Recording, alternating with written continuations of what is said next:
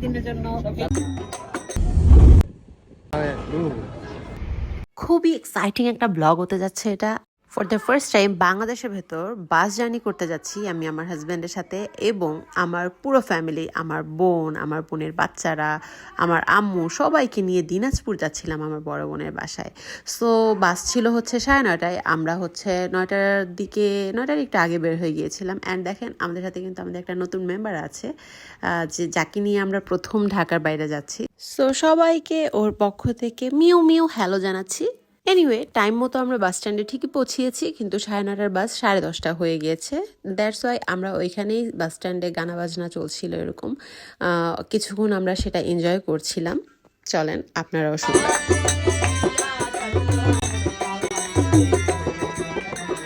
মানুষের সুখ কোন লেভেলে পৌঁছালে এত সাউন্ড, এত গানের ভেতরেও মানুষ শুয়ে পড়ে ঘুমাচ্ছে, আপনারা লক্ষ্য করেছেন কিনা?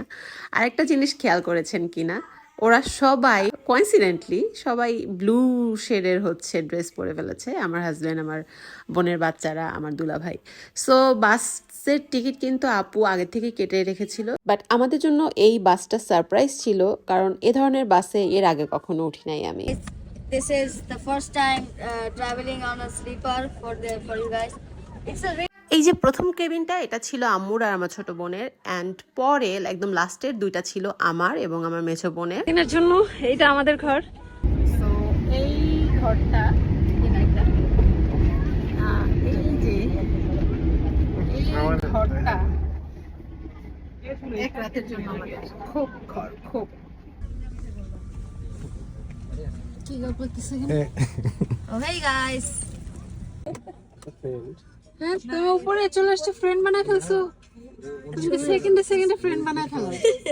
আম্মুর কেবিনের উপরে দুইটা ছেলে ছিল, ওদের সাথে আমার বোনের ছোট পিচিটা ও হচ্ছে ফ্রেন্ড বানায় ফেলছে অ্যান্ড উপরে চলে গেছে, অ্যান্ড যেখানেই ও যায় সবাইকেই ও ফ্রেন্ড বানায় ফেলে। তুমি বাড়াই দিবা তো? না না, বাড়াই নাও। আর এখানে শুরু হয়ে গেছে নেক্সট ট্যুর প্ল্যান নিয়ে। আমার দুলা ভাই, আমরা সবাই আমার কেবিনে বসে বসে ট্যুর প্ল্যান করছিলাম যে কিভাবে নেক্সট ট্যুর কিভাবে যাওয়া যায় বা কোন ট্রাভেল এজেন্সির মাধ্যমে যাওয়া যায়, এসব নিয়ে আলোচনা হচ্ছিল আমাদের। মাঝে মধ্যে অফার দেয়, প্রতি বছরই একটা অফার দেয়। গতবারও ছিল মালয়েশিয়া। Bismillah. Guys, chips নাকি বিস্কিট? খেয়ে বুঝে নাও। পটাটা বিস্কিট খাচ্ছে আর পটাটা বিস্কিটের অ্যাডও দিয়ে দিচ্ছে সাথে সাথে। অ্যাডভার্টাইজমেন্ট করতেছিস পটাটার? আমি মিনিমাম 20 লাখ টাকা নিব এই অ্যাডভার্টাইজমেন্টের। এই ছেলেদের কি হিসু পায় রাস্তায় বেরোলে?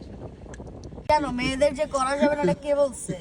কি পাগলা হইছে পোলাপানগুলা, এই ডিজিটাল পোলাপানগুলা মুখে কিছু আটকে না।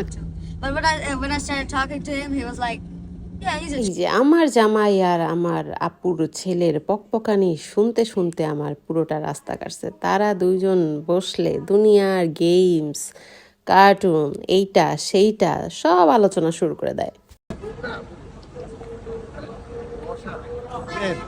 মশা খালি এরকম করে মানে আমি জানতাম এরকমই একটা রিয়াকশন আসবে ওর, কারণ পেট্রোল পাম্পে পাবলিক টয়লেটে হচ্ছে এরকমই মশা আর গন্ধ। সো এরকম রিয়াকশন আসাটাই আমি এক্সপেক্ট করছিলাম। বাই দ্য ওয়ে সকাল কিন্তু হয়ে গেছে আর আমরা almost good morning from Dinajpur. আমরা চলে আসছি দিনাজপুরে। ঘুম থেকে উঠে এরকম একটা কুয়াশা স্নাত সকাল দেখতে পেলাম। মানে এই পর্দাটা সরানোর পরেই যে সিনারিটা, লাইক এই যে ধান, তারপরে কুয়াশা, এটা তো আমরা এতদিন শীত যে আসছে এটা তো ঢাকায় বসে আমরা বুঝতে পারি নাই। সো এরকম একটা সকাল দেখতে পেরে খুবই ভালো লাগছে।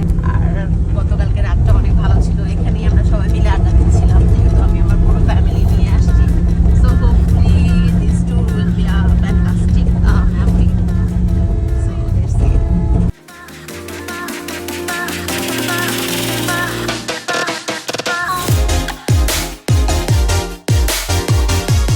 রাস্তার পাশে এরকম সুন্দর সিনারি দেখতে দেখতে আমরা মাত্র 10 মিনিটের মধ্যেই আপুর বাসার সামনে গিয়ে নামি। মেইন রোড থেকে ওর বাসার দূরত্ব ছিল ওয়াকিং ডিস্টেন্স 1 মিনিট। বাস স্ট্যান্ডে ওরা সবাই দাঁড়িয়েছিল, আমাদের জন্য ওয়েট করছিল। চলেন দেখা যাক কে কে ছিল আমাদের আমরা রিসিভ চলে করার এসেছি জন্য। বাস থেকে, আমরা সবাই নেমে গেলাম। আর এই যে টুপি পরা যে, ও হচ্ছে আমার বোনের ছেলে, ও সকালবেলা মাদ্রাসায় গিয়েছিল, তো সেখান থেকে ডিরেক্ট আমাদের রিসিভ করতে চলে এসেছে। আমরা গাড়ি থেকে সব ব্যাগ ট্যাগ নামাচ্ছিলাম। আর এখানে ও তো খুবই সারপ্রাইজ হয়ে গেছে, সাথে হচ্ছে আমাদের বিল্লু রানীকে নিয়ে আসছি।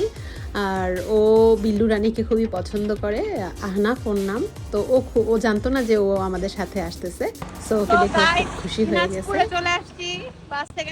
সো দেখা হবে নেক্সট 2 days আমরা আপুর বাসায় গিয়ে কি কি করেছি। Till then by.